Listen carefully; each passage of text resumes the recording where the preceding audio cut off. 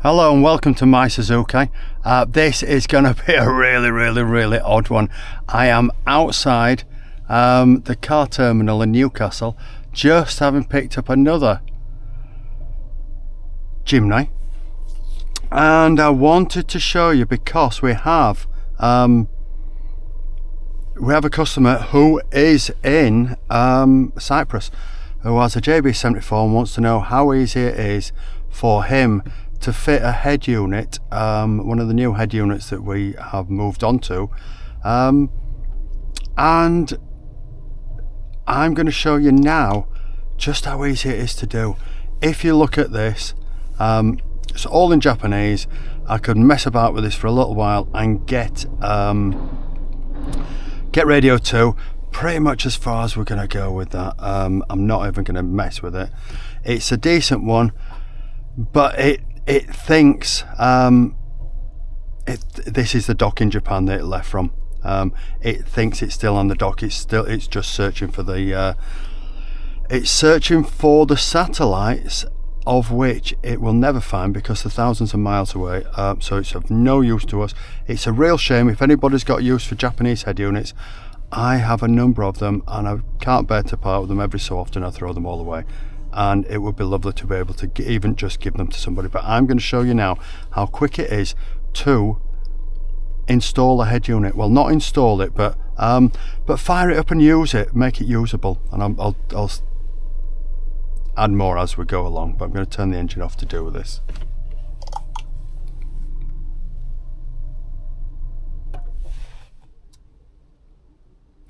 Right. So first things first.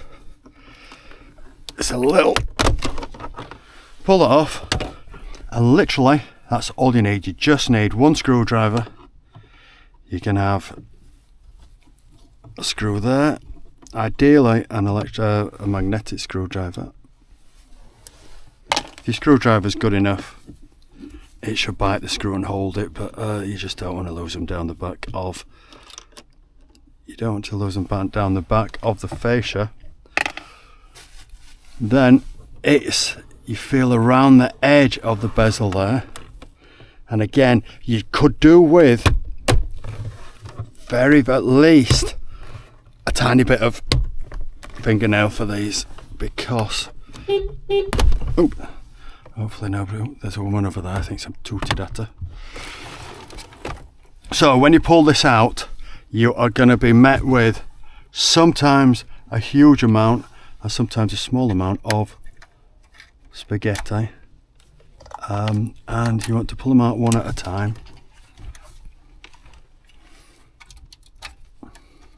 They are of no use to you, these, so you can, if you really want to be brutal, you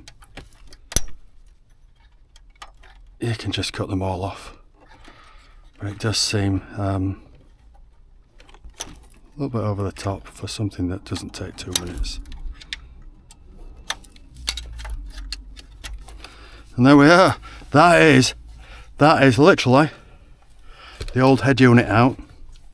And we're looking for 2 things. Now this is for me, this is just for me to drive home. It is for me to connect the head unit that I'm going to put in temporarily. So like I said earlier, it isn't an install. It is just to show you how quickly things can be added temporarily. I could put the microphone in, but I'm not going to take any calls. I'm only going to be at about an hour, hopefully. Well, a couple of hours. So I bring this with me, really well wrapped, and this is the unit that we are now fitting to all our Jimnys. We used a Toto for a long time because we did an awful lot of the Mark IIIs, and the Toto fitted the aperture perfectly. But they didn't really have a solution for this Generation 4. So that clicks into there. Didn't really have a solution for the Generation 4. So we looked around a lot. Now this we can put straight into there, because this is exactly the same as that fitting. But we may as well dispense with everything and connect it up properly. So you see now, if you get a normal head unit, you will have to source that connection with this on. Why I say this isn't a proper install, it's because you've got to fit your GPS on, you've got to fit your USBs that go around there. Your USB connectors would connect your dashcam if you're having one, and your microphone, your external mic, which will go up. Well, we normally put it up there because that's where we like to put it. And you will also have connections for your reversing camera, which nearly everybody goes for. Now, I'm just going to go quickly explain this, why this is so much better. With the Octa-Core one, you had to disconnect all of this and screw it to this mounting plate with the and take the bezel off. But this comes just like this in a piano black. This is a unit that I have for myself personally, and I hope I'm not going to go through all of this and it be a dead duck. But there, look, that is fitted. And where's my phone? I'm going to get my phone out just in case we hit any difficulties. I am going to pop on the ignition.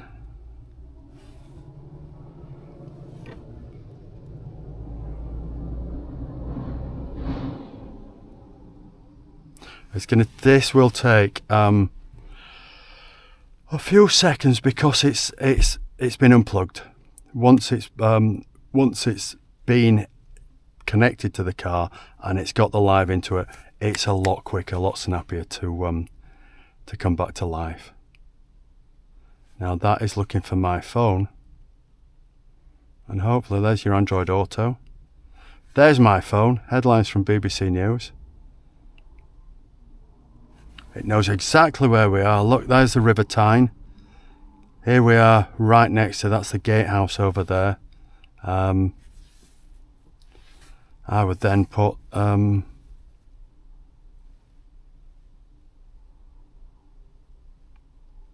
hopefully, there we go, home. It's not really, it's not a secret where I live. It's going to take 2 hours and 6 minutes to get there. It's a glorious day.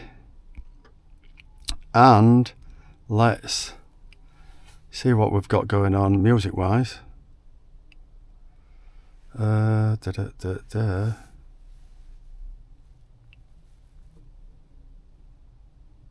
Right, oh sorry, no, this we're going to look at something else instead, and that is because I have just changed my credit card, and I only realised that this morning on the train coming up.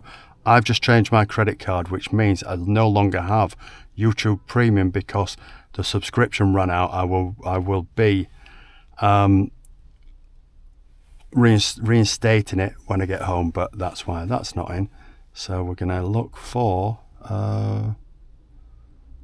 Android Auto, and we think we're probably going to go for what should we look for? Doesn't really matter, because what I want to show you is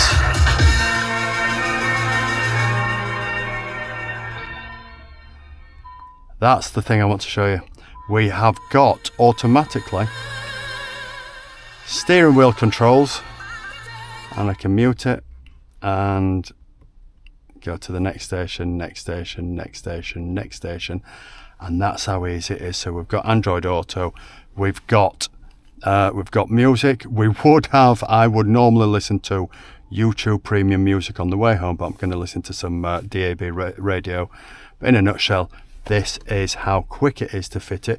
It's a bit longer, but to be up and running, that's how long it takes.